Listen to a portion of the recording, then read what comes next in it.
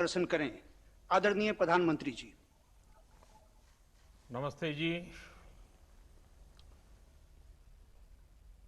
देश में चल रहा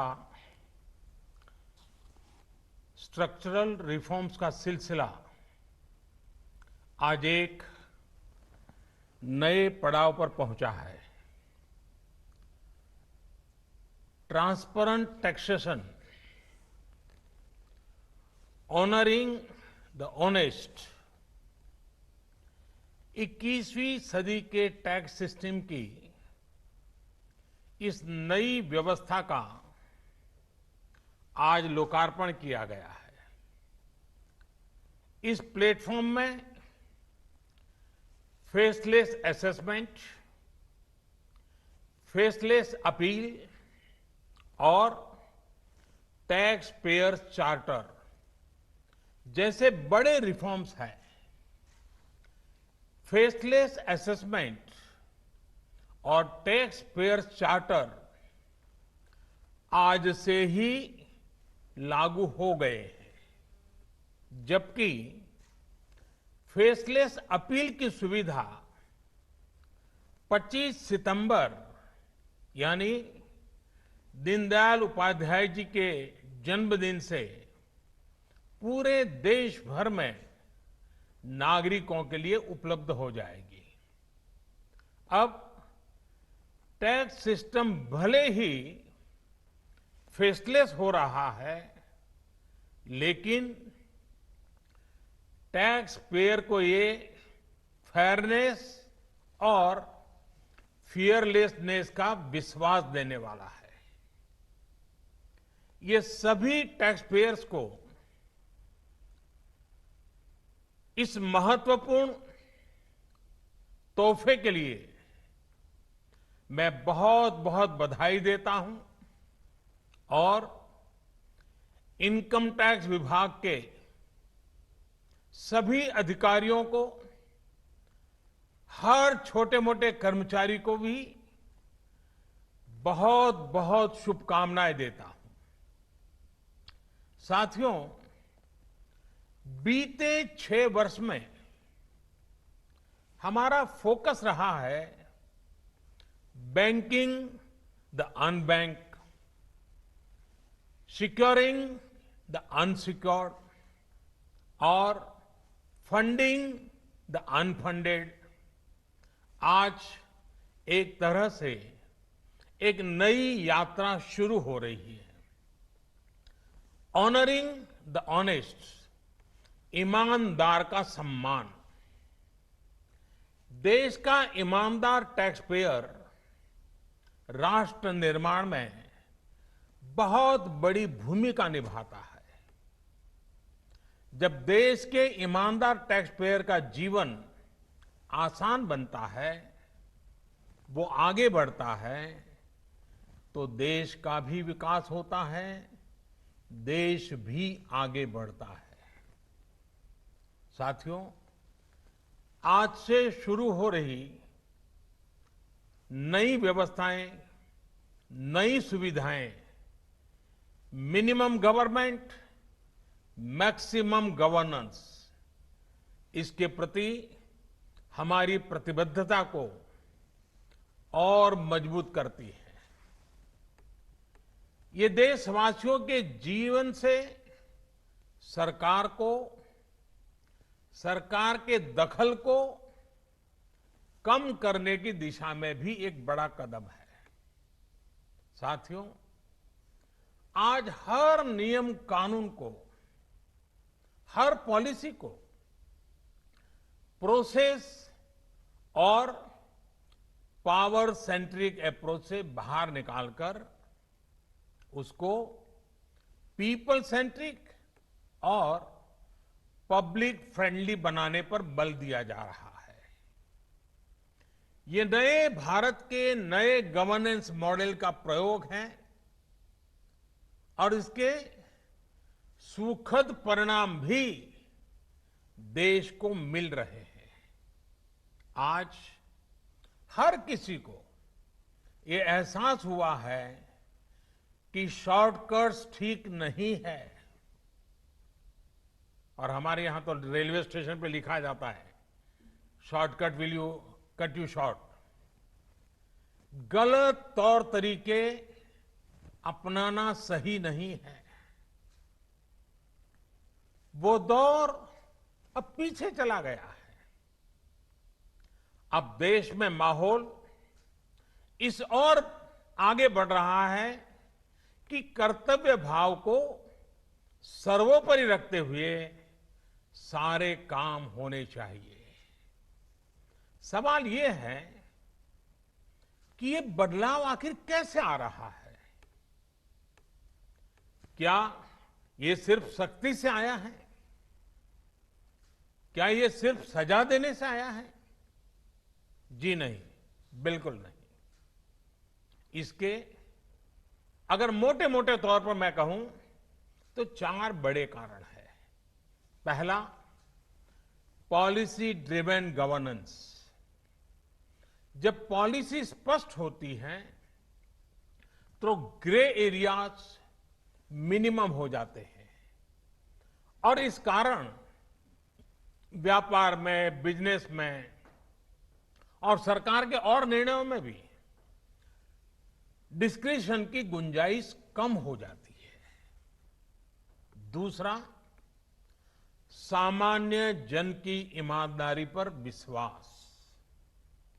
तीसरा, सरकारी सिस्टम में ह्यूमन इंटरफेस को सीमित करके टेक्नोलॉजी का बड़े स्तर पर उपयोग। आज सरकारी खरीद हो, सरकारी टेंडर हो या सरकारी सेवाओं की डिलीवरी, सब जगह टैग इंटरफेस सर्विस दे रहे हैं। और चौथा, हमारी जो सरकारी मशीनरी है, जो ब्यूरोक्रेसी है, उसमें एफिशिएंसी, इंटीग्रिटी और सेंसिटिविटी के गुणों को रिवॉर्ड किया जा रहा है, पुरस्कृत किया जा रहा है। साथियों, एक दौर था जब हमारे यहां रिफॉर्म्स की बहुत बातें होती थी। कभी मजबूरी में कुछ फैसले लिए जाते थे, कभी दबाव में कुछ फैसले हो जाते थे, तो उन्हें रिफॉर्म कह दिया जाता था। इस कारण इच्छित परिणाम नहीं मिलते थे। अब ये सोच और अप्रोच दोनों बदल गई है। हमारे लिए रिफॉर्म का मतलब है रिफॉर्म नीति आधारित हो, टुकड़ों में नहीं हो, होलिस्टिक हो और एक रिफॉर्म दूसरे रिफॉर्म का आधार बने, नए रिफॉर्म का मार्ग बनाए। और ऐसा भी नहीं है कि एक बार रिफॉर्म करके रुक गए। ये निरंतर सतत चलने वाली प्रक्रिया है। बीते कुछ वर्षों में देश में 1,500 से ज्यादा कानूनों को समाप्त किया गया है। ईज ऑफ डूइंग बिजनेस की रैंकिंग में भारत आज से कुछ साल पहले 134वें नंबर पर था। आज भारत की रैंकिंग 63 है। रैंकिंग में इतने बड़े बदलाव के पीछे अनेकों रिफॉर्म्स हैं, अनेकों नियमों कानूनों में बड़े परिवर्तन है। रिफॉर्म्स के प्रति भारत की इसी प्रतिबद्धता को देखकर विदेशी निवेशकों का विश्वास भी भारत पर लगातार बढ़ रहा है। कोरोना के इस संकट के समय भी भारत में रिकॉर्ड एफडीआई का आना इसी का उदाहरण है। साथियों, भारत के टैक्स सिस्टम में फंडामेंटल और स्ट्रक्चरल रिफॉर्म्स की जरूरत इसलिए थी क्योंकि हमारा आज का ये सिस्टम गुलामी के कालखंड में बना और फिर धीरे धीरे इवॉल्व हुआ। आजादी के बाद इसमें यहां वहां थोड़े बहुत परिवर्तन किए गए, लेकिन लार्जली सिस्टम का कैरेक्टर, उसकी चाल चलन वही रहा। परिणाम यह हुआ कि जो टैक्स पेयर राष्ट्र निर्माण का एक मजबूत पिलर है, जो देश को गरीबी से बाहर निकालने के लिए योगदान दे रहा है, उसको कटघरे में खड़ा किया जाने लगा। इनकम टैक्स का नोटिस फरमान की तरह बन गया। देश के साथ छल करने वाले कुछ मुट्ठी भर लोगों की पहचान के लिए बहुत से लोगों को अनावश्यक परेशानी से गुजरना पड़ा। कहां तो टैक्स देने वालों की संख्या में गर्व के साथ विस्तार होना चाहिए था, और कहां गठजोड़ की, साठगांठ की व्यवस्था बन गई। इस विसंगति के बीच ब्लैक और व्हाइट का उद्योग भी फलता फूलता गया।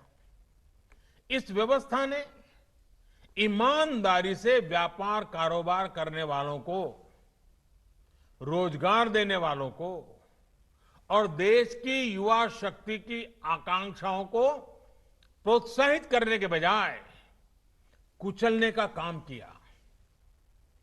साथियों, जहां कॉम्प्लेक्सिटी होती है, वहां कंप्लायंस भी मुश्किल होता है। कम से कम कानून हो, जो कानून हो वो बहुत स्पष्ट हो, तो टैक्स पेयर भी खुश रहता है और देश खुशहाल होता है। बीते कुछ समय से यही काम करने की दिशा में एक के बाद एक कदम उठाए जा रहे हैं। अब जैसे दर्जनों टैक्सेस की जगह जीएसटी आ गया, रिटर्न से लेकर रिफंड की व्यवस्था को पूरी तरह से ऑनलाइन किया गया। जो नया स्लैब सिस्टम आया है, उसमें बेवजह के कागजों और दस्तावेजों को जुटाने की मजबूरी से मुक्ति मिल गई है। यही नहीं, पहले 10 लाख रुपए से ऊपर के विवादों को लेकर सरकार हाई कोर्ट और सुप्रीम कोर्ट पहुंच जाती थी। अब हाई कोर्ट में 1 करोड़ रुपए तक के और सुप्रीम कोर्ट में 2 करोड़ रुपए तक के केस की सीमा तय की गई है। विवाद से विश्वास जैसी योजना से कोशिश ये है कि ज्यादातर मामले कोर्ट से बाहर ही सुलझ जाए। इसी का नतीजा है कि बहुत कम समय में ही करीब 3 लाख मामलों को सुलझाया जा चुका है। साथियों, प्रक्रियाओं की जटिलताओं के साथ साथ देश में टैक्स भी कम किया गया है। 5 लाख रुपए की आय पर अब टैक्स 0 है। बाकी स्लैब में भी टैक्स कम हुआ है। कॉरपोरेट टैक्स के मामले में हम दुनिया में सबसे कम टैक्स लेने वाले देशों में से एक हैं। साथियों, कोशिश ये है कि हमारी टैक्स प्रणाली सीमलेस हो, पेनलेस हो, फेसलेस हो। सीमलेस यानी टैक्स एडमिनिस्ट्रेशन हर टैक्स पेयर को उलझाने के बजाय समस्या को सुलझाने के लिए काम करे। पेनलेस यानी टेक्नोलॉजी से लेकर रूल्स तक सब कुछ सिंपल हो।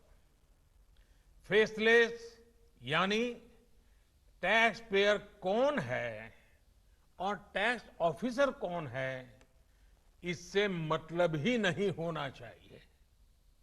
आज से लागू होने वाले ये रिफॉर्म्स इसी सोच को आगे बढ़ाने वाले हैं।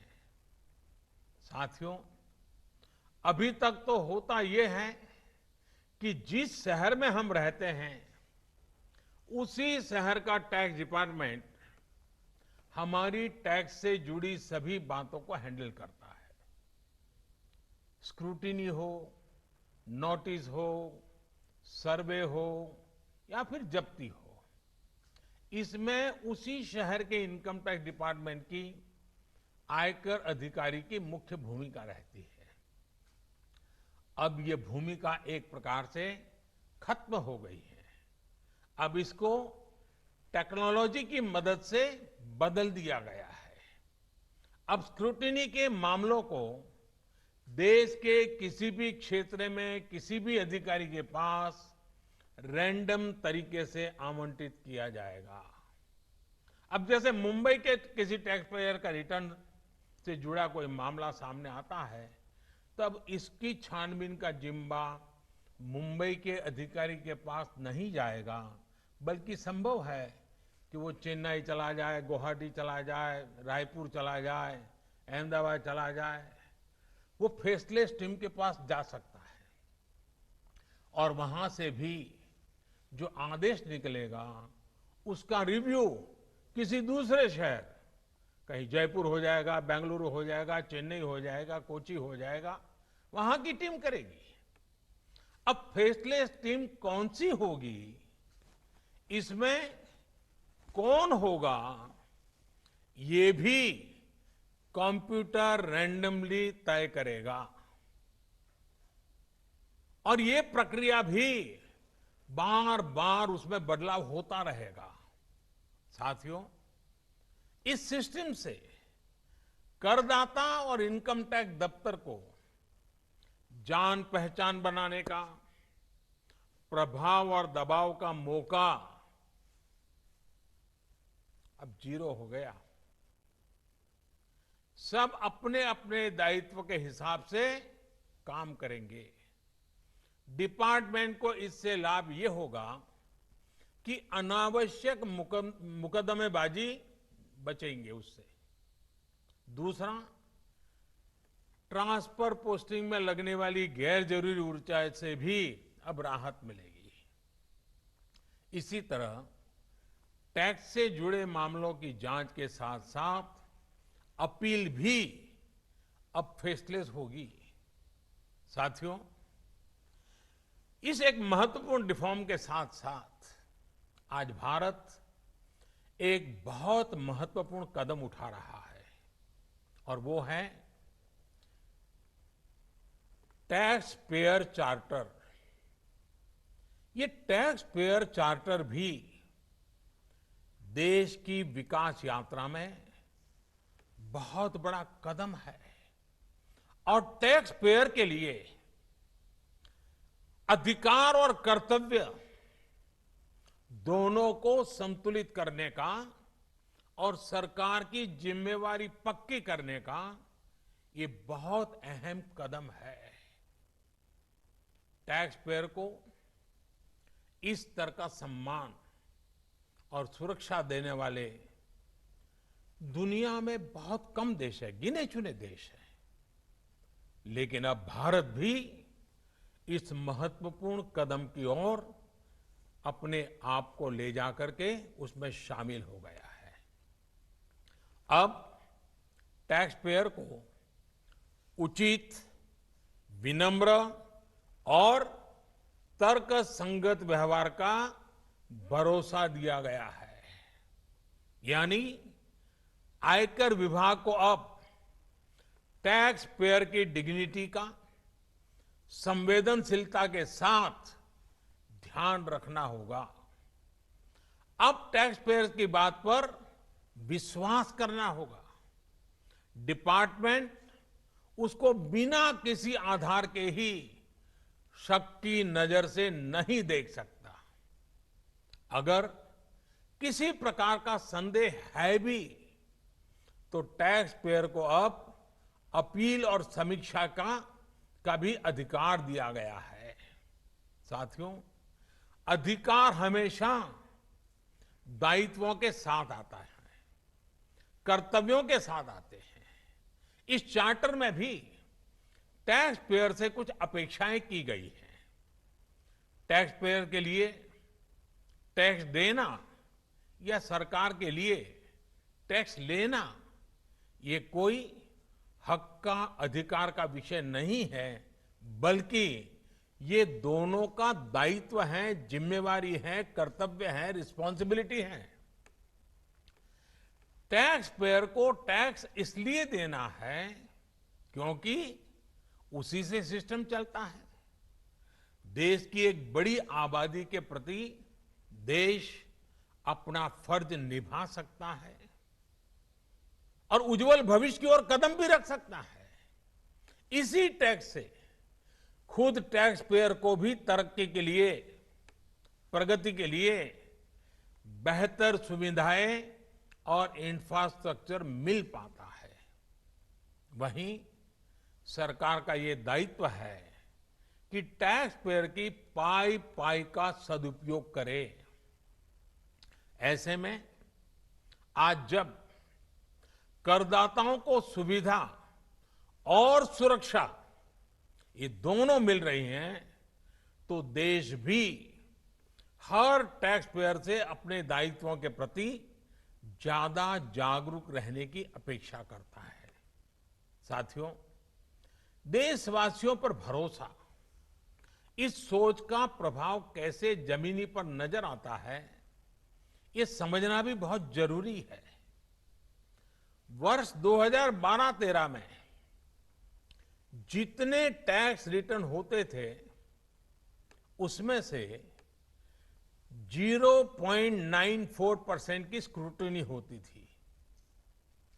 वर्ष 2018-19 में ये आंकड़ा घटकर 0.26% पर आ गया है।